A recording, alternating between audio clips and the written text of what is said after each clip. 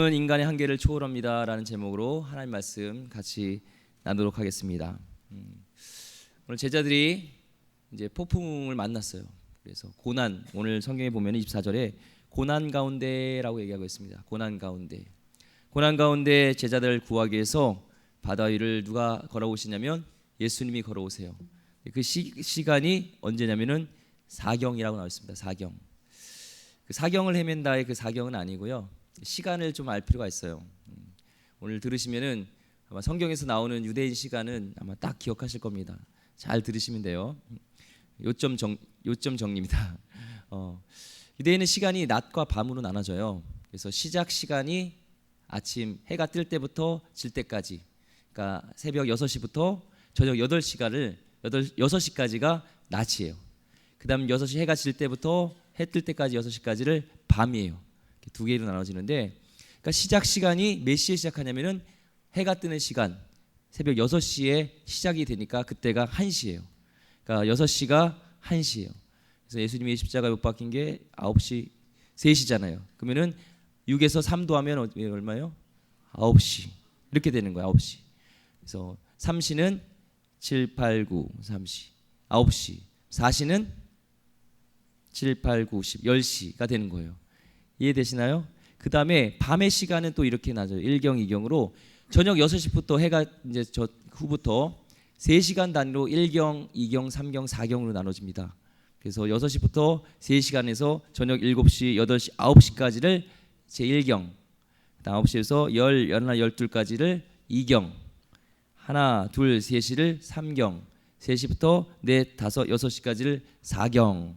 그러면 예수님이 오늘 4경에 제자들에게 나타났어요. 그러면 새벽 몇 시일까요?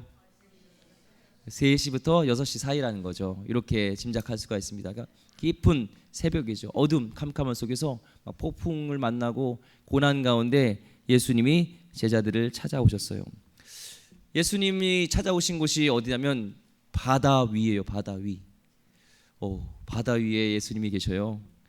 바다 위에 예수님이 찾아오세요. 하나님 때로 우리가 전혀 예측하지 않은 시간과 예측하지 않은 장소에서 하나님은 우리를 만나주시고 임재한다는 거예요. 오늘 여러분 가운데도 하나님이 임재하실 수가 있어요. 때로는 우리 가정에서, 일터에서, 학교에서 놀러 갔을 때도, 휴가철에도, 어저께 둘레길을 걸을 때도, 또 화장실에서도 하나님은 임재하실까요? 안 임재하실까요? 하나님은 함께 하실 수 있다는 겁니다. 특별히 고통 가운데, 고난 가운데 하나님은 함께 하신다는 거예요. 여러분도 혹시 고난 가운데, 고통 가운데 있는 성도님이 있다면 하나님이 함께 하실 수 있습니다. 함께 하십니다.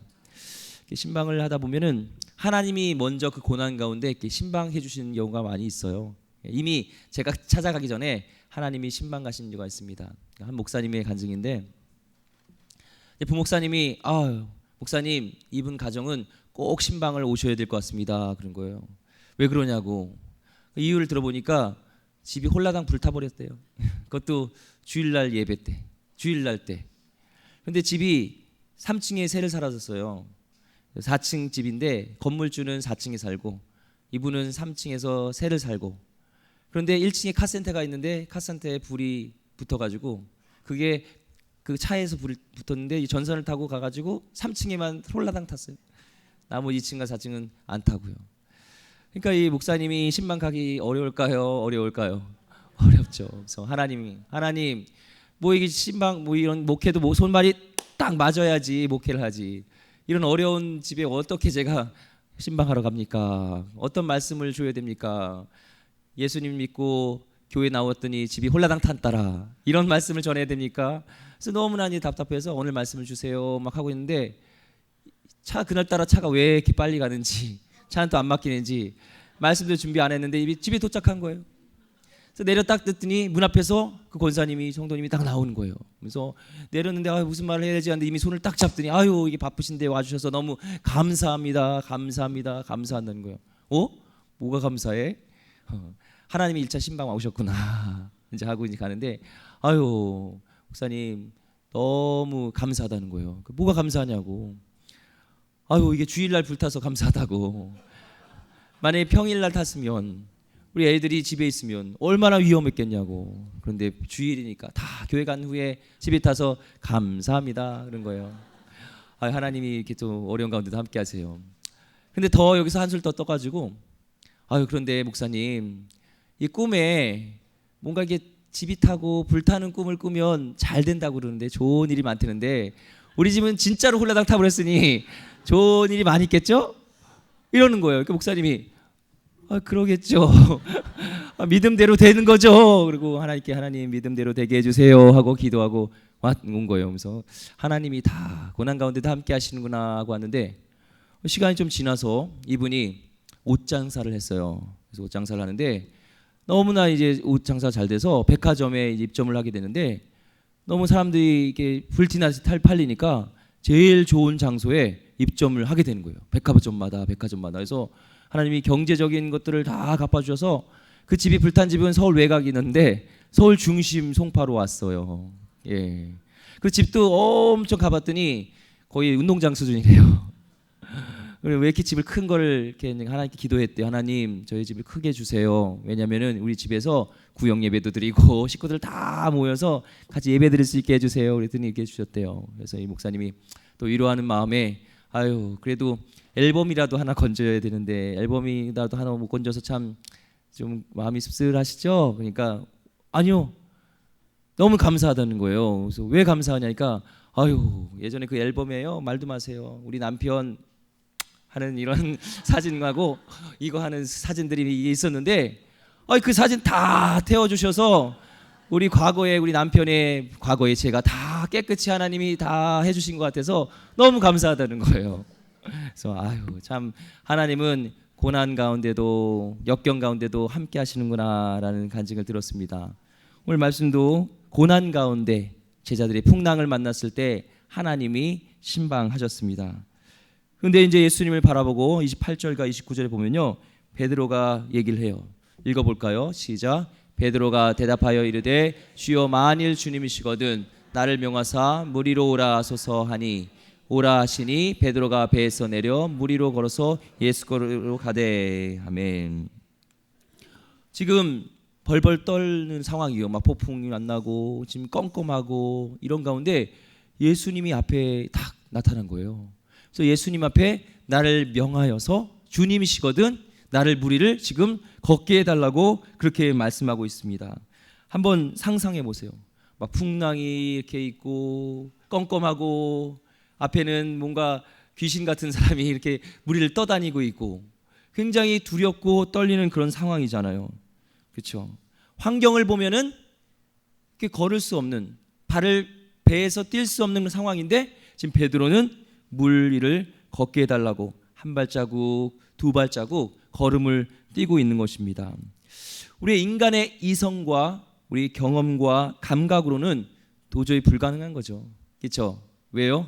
지금 물 위를 걷는다는 거는 무슨 법칙을 깬 거냐면 만유인류의 법칙을 깬 거예요. 법칙을 뺐어요. 우주의 법칙을 깼어요. 근데 우리 한번 생각해 봤으면 좋겠어요. 만약에 이 물 위를 걸으신 뭘 건 게 예수님 진짜 걸으셨다면 우린 믿지만, 이 성경이 거짓말이든지 아니면 그 우주의 법칙을 만드신 분이라면 그 물 위를 걸을 수 있겠지 않겠습니까? 그 법칙을 만드신 분이라면 우리는 믿는 거죠. 예수님이 그 법칙을 만드신 창조자라는 것입니다. 지금 무엇이 이 불가능한, 우리 이성과 감각으로는 도저히 일어날 것 같지 않은 이 일을 가능케 했습니까? 바로 믿음이에요. 믿음이 이 일을 가능케 했습니다. 믿음은 모든 것을 초월할 수 있는, 환경을 초월하게 만든다는 거예요. 베드로가 바다 위를 걷기 전에 믿음이 고백합니다. 28절 말씀에 뭐라고 얘기하냐면 28절 말씀에 주여 만일 주시거든 얘기해요. 주여 만일 주님이시거든. 지금 베드로가 경험한 하나님이 있습니다. 베드로가 예수님을 경험했습니다. 물을 포도주로 만들고요, 그런 왕의 신하의 아들을 고치셨고요, 또한 5,000명을 먹이보고도 남았고요, 그런 놀라운 이적을 행하셨던 그분이, 바로 그분이 내 앞에 계신 그분이라면 지금 나를 명하사 물 위로 오라 하소서 이렇게 말씀하고 있는 것입니다. 하나님은 우리의 지성과 감성과 이성을 무시하지 않아요. 우리가 예수님을 믿을 때요, 이성적인 것이 작용했습니다. 왜냐하면 성경 말씀을 읽고 또 설교를 듣고 예수님이 우리를 어떻게 하셨는지가 이성으로 깨달아지는 거예요. 그 후에 성령께서 역사하셔서 그것이 내 사건으로, 이것이 내가 구원받았다는 것이 확신으로 이루어진 것이죠. 하나님은 우리에게 이성을 주셨습니다. 이성을 무시하면 안 됩니다. 하지만 우리에게 있어서 하나님을 믿는 우리에게 한 가지 더 있는 것이 있는데, 그것은 믿음입니다. 이성과 감성을 의지해야 되지만 거기에 우리가 더 나가야 될 것은 바로 믿음이라는 거예요. 하나님은 전지전능하십니다. 능치 못할 일이 없습니다. 오늘 이 말씀에 하나님이 오늘 우리와 함께 하십니다. 그 하나님의 무궁하신 전지전능함을 이렇게 가져올 수 있는 방법이 있습니다. 여기 보면 이게 전기가 있죠. 선풍기도 있고 이 전기가 있어요. 이렇게 보면 이렇게 전열기구들이 있습니다. 전자기구가 있어요. 이것이 작동하기 위해서는 뭐가 있어야 돼요? 전기가 있어야 되죠. 이 전기를 한국전력으로부터 끌어와야 되는데, 거기에 전기줄을 통해서 끌어와야 되는데, 그렇지 않으면 이 정열기구들이, 전자기구들이 다 소용이 없죠. 거기 전기의 원천인 그쪽의 한전에서 여기까지 오게 되는 전기줄이 필요하듯이, 우리도 하나님의 무궁하신 능력을 여기까지 우리의 삶 가운데 일어나게 하기 위해서는 믿음이라는 전기줄이 연결되어 있어야 되는 거예요. 하나님께 코드를 딱 꽂으시기 바랍니다. 로마서 1장 17절 말씀에 이렇게 말씀하고 있습니다. 읽어보겠습니다. 로마서 1장 17절 말씀 시작. 복음에는 하나님의 의가 나타나서 믿음으로 믿음에 이르게 하나니 기록된 바 오직 의는 믿음으로 말미암아 살리라 함과 같으니라. 아멘. 하나님을 믿는 우리는 믿음으로 말미암아 살라고 말씀하고 있습니다. 믿음은 우리의 한계를 초월하게 됩니다. 자연의 법칙마저도 초월하게 됩니다. 그런데 문제는 베드로가 예수님을 바라봤을 때는 물 위를 걸을 수 있었는데, 바로 바다보다는 바다를 바라보고 바람을 받아볼 때는 그가 물에 빠졌다는 거예요. 30절 말씀 읽어보겠습니다. 마태복음 14장 30절 말씀 시작. 바람을 보고 무서워 빠져가는지라 소리질러 이르되 주여 나를 구원하소서 하니. 아멘. 이 사건을 통해서 우리의 믿음의 성장의 원리가 있다는 것을 보게 됩니다. 이 믿음의 성장 원리를 같이 나눠보도록 하겠습니다. 첫 번째는요, 작은 믿음을 활용해야 돼요. 같이 읽어볼까요? 시작. 1번 시작. 작은 믿음을 이용해 믿음을 성장시키십시오. 처음부터 큰 믿음이 있으면 좋은데, 태산을 옮길 믿음이 있으면 좋은데, 처음부터 그런 믿음을 가진 사람이 없어요. 작은 믿음부터 크게 그걸 활용해서 믿음이 성장해 가는 거예요. 마치 근육과 같아요. 근육을 막 활동하면은 처음엔 작은 근육이 어때요? 점점 커지죠. 저 형이 예전에 교통사고로 이렇게 오른쪽 발을 깁스를 했었습니다. 한쪽 발을. 그리고 이렇게 목발을 집었었어요. 그러니까 한쪽 발만 이렇게 쓰게 되잖아요. 한 몇 개월 동안 시간이 지나고 그 깁스를 풀러보니까요, 뒤에서 쭉 보니까 형 다리가 짝짝이에요. 한쪽 발이 뒤졌던 그 발은 이렇게 근육이 탄탄해가지고 다리가 이렇게 무다리처럼 되었고, 한쪽 다리 안 썼던 다리는, 깁스만 했던 다리는 애기 다리처럼 이렇게 야늘야늘한 거예요. 왜 그럴까요? 안 썼으니까. 마찬가지로 믿음이 커지기 위해서는 믿음을 사용해야 돼요. 작은 믿음이라도 사용해야 되지 믿음이 커진다는 겁니다. 어떻게 사용할 수 있어요? 마태복음 17장 20절에 보면은 예수님께서는 우리에게 믿음을 겨자씨로 비유를 했어요. 겨자씨. 왜 씨로 비유했냐? 겨자씨는 땅에 흙에 심겨져야지 자라잖아요. 마찬가지로 믿음이란 씨앗은 우리 삶의 환경에, 삶의 토양이란 그곳에 반드시 심겨져야지 자라지, 안 심겨지면은, 활용하지 않으면 자라지 않는다는 거예요. 제가 두유를 먹고 싶었습니다. 두유를 먹고 싶었는데 콩을 제가 어디 누구한테 하나를 얻었어요. 콩 하나를 얻어서 마음속에 간직했어요. 이 콩을 좀 있으면 1년 후에는 내가 잘 간직하고 있으면은 두유를 만들 수 있겠구나. 두유를 먹어야지 하고 가슴에 품고 계속 상상하면서 1년 동안 그 콩을 품었어요. 1년 동안 지났는데도 그 싹도 안 나고 콩도 안 나고 두유도 못 만들어 먹었어요. 왜 그랬을까요? 심어야 되는 거죠. 마찬가지로 믿음이란 것은 우리 삶의 환경에 심어야 되는 거예요. 그것을 활용해야 되는 거예요. 처음부터 믿음이 좋은 사람은 없습니다. 어린아이가 뛰기 위해서는, 운동선수가 되기 위해서는 먼저는 어떻게 해요? 배밀이도 하고 기기도 하고 걷기도 하고 뛰다가 그 다음에 이제 그런 운동선수도 되고 막 자기 자유제로 움직이듯이, 마찬가지로 우리가 믿음을 처음부터 하나님 나라가 임하길 원하며 열방이 주께 돌아오길 원하며 그 믿음으로 정말 돌아올 거를 믿으며 기도하기가 어렵다는 거예요.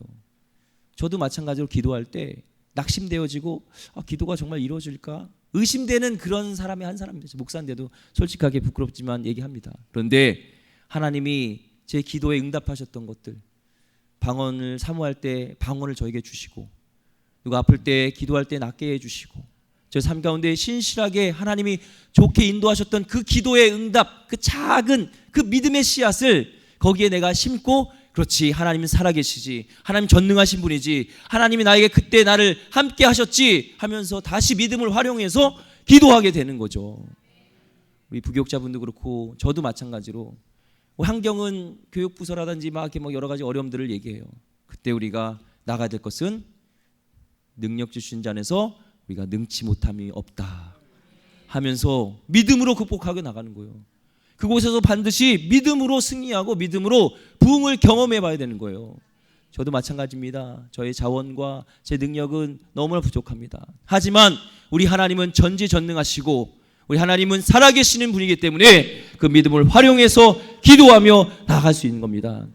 삶 가운데도 어떤 고난과 역경과 그런 것이 있을 때 믿음으로 심으세요. 삶에 심어보세요. 그것이 자라게 된다는 것입니다. 두 번째 믿음의 성장의 원리는요, 도전해야 되는 거예요.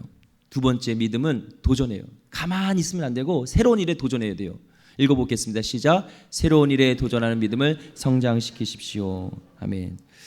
베드로가 이렇게 물 걸으면서 한 발 두 발 뛰었을 때 제자들이 우와 걷네 하다가 확 빠지는 걸 보면서 웃으면서 저봐 아유 저기 빠지고 허우적거리는 거 봐, 이렇게 비난을 받을 수 있을지 모르지만 전 인류를 통틀어서 예수님 말고 무리를 한 발짝 두 발짝도 자연의 어떤 것을 거슬리면서 걸어본 사람, 여러 가지 뭐 기술을 이용하지 않고는 베드로밖에 없다는 거예요.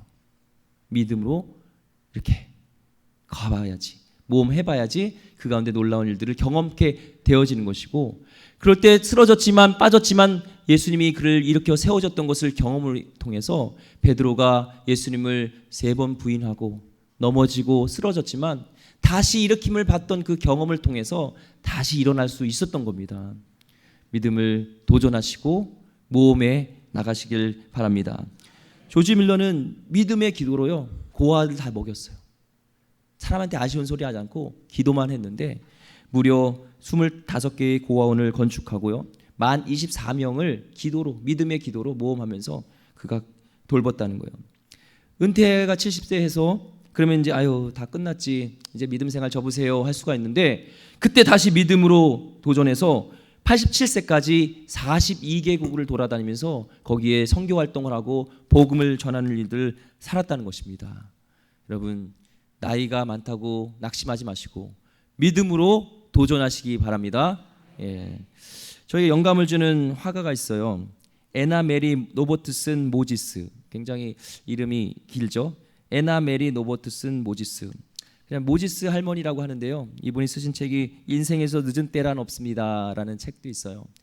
근데 이분의 그 책을 보면요, 몇 세부터 그림을 시작했냐면은 76세부터 그림을 시작했어요.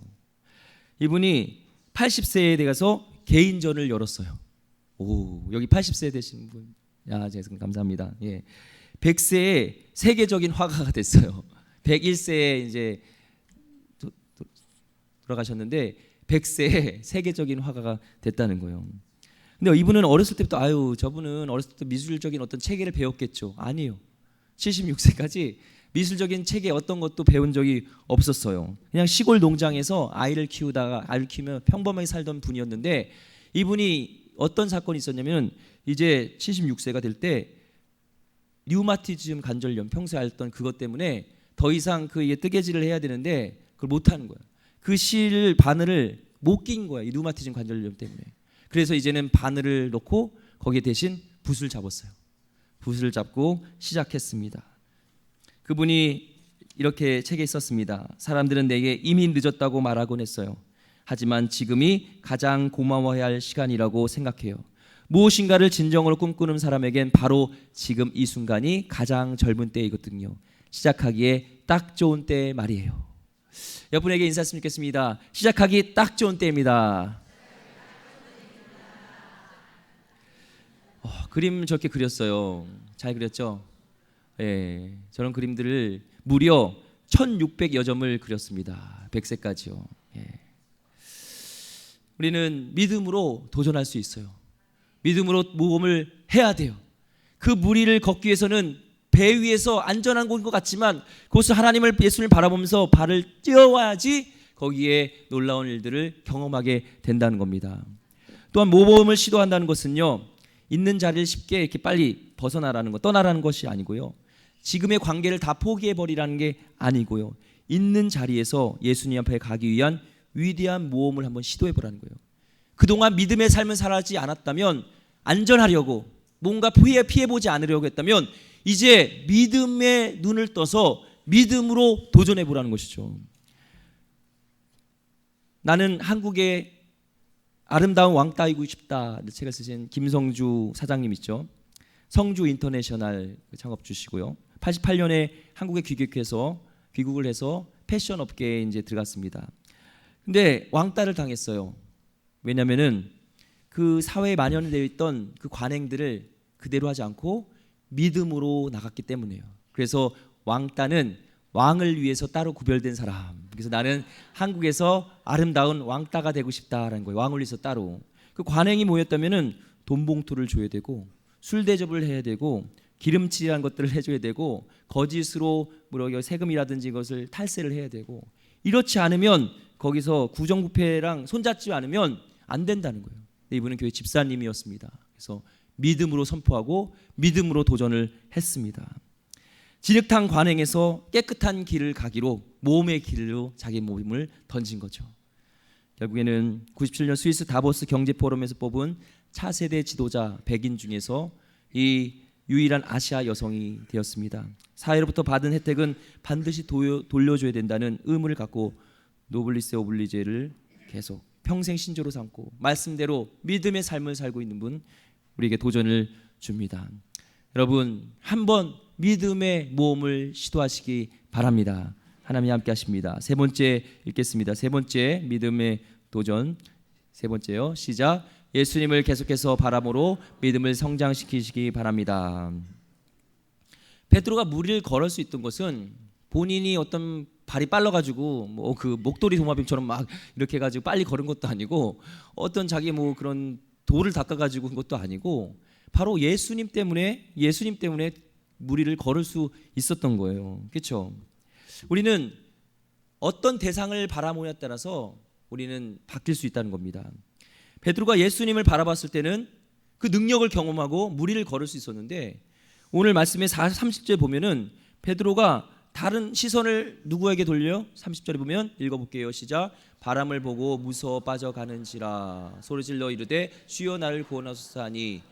예수님에게 시선이 됐을 때는 무리를 걸었는데, 바람을 봤을 때는 어떻게 돼요? 빠지는 거예요. 우리는 바라봄의 법칙이 있잖아요. 바라봄에 따라서 우리는 영향을 받게 되는 겁니다. 예수님을 바라보면, 능력의 주요 예수님을 바라보면 그 능력을 우리가 힘입지만, 환경을 보면서 안 돼, 부정적인 것들 우리는 될 수 없어, 안 돼, 나의 환경을 봐봐, 나의 지금 모습을 봐봐, 나는 이렇게 연약해, 이걸 보면 우리는 낙심하고 좌절하고 물에 빠지게 된다는 것입니다. 우리가 바라봐야 될 땐 누구예요? 히브리서 12장 2절 말씀이에요. 히브리서 12장 2절 말씀 읽어볼게요. 우리가 누굴 바라봐야 되는지 시작.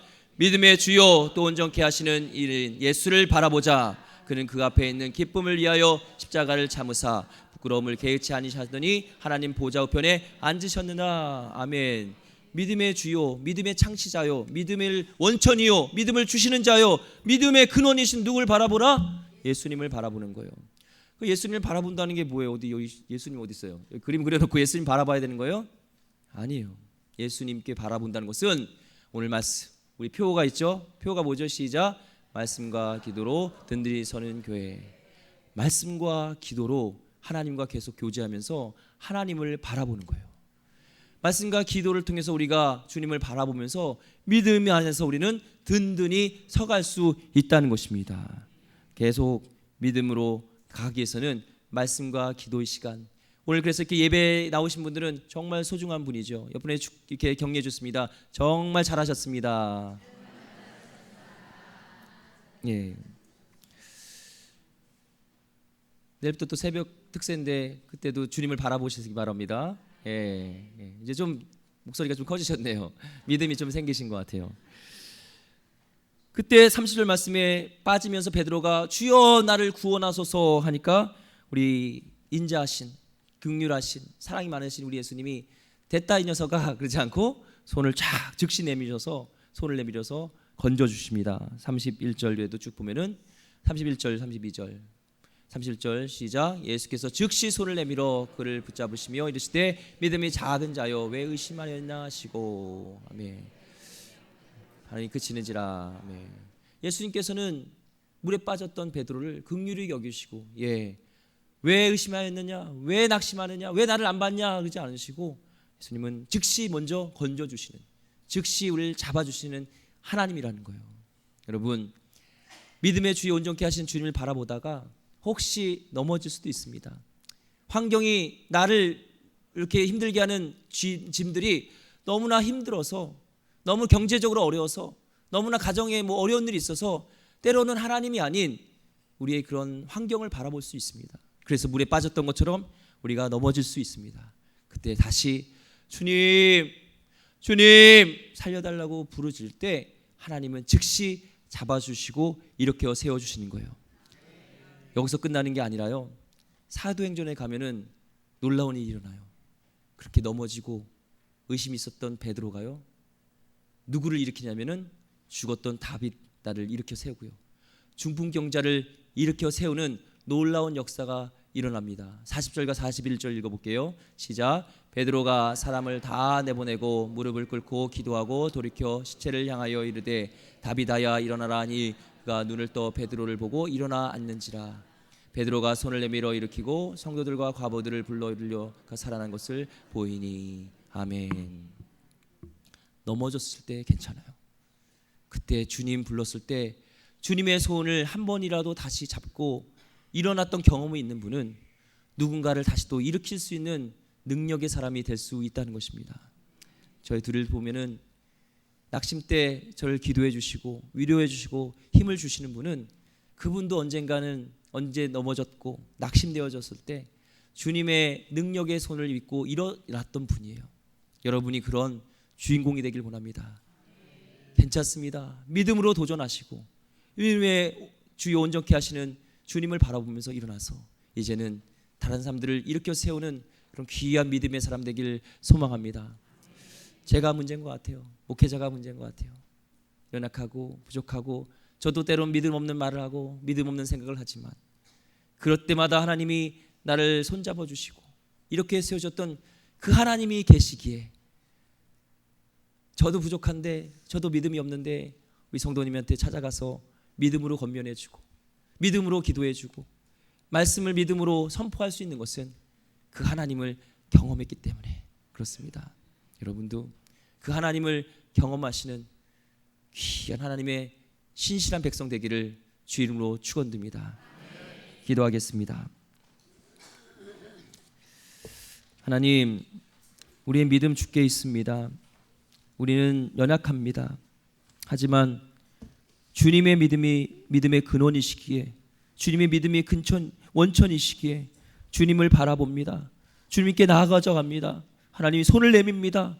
때로는 우리의 환경을 통해서 우리는 폭풍을 만나서 바람 때문에 우리 쓰러집니다. 물에 빠집니다. 하지만 주님, 우리 손을 붙잡아 주시옵고 다시 일으켜 세워주시고 하나님, 주님과 걸을 수 있는 믿음의 귀한 자녀들 다 되게 하여 주시옵소서. 혹시 하나님 우리 가운데 고난 가운데 있는 성도가 있으면 위로하여 주시옵고 정말 낭만 가운데 있는 자 있으면 주님 찾아와 주셔서 베드로에게 손을 내미시고 즉시 일으켜 세우셨던 것처럼 일으켜 세워 주시옵소서. 주님이 신방하여 주시옵소서. 귀하신 예수 그리스도 이름으로 기도드립니다. 아멘. 우리 나의 믿음 주께 있네 이 찬양인데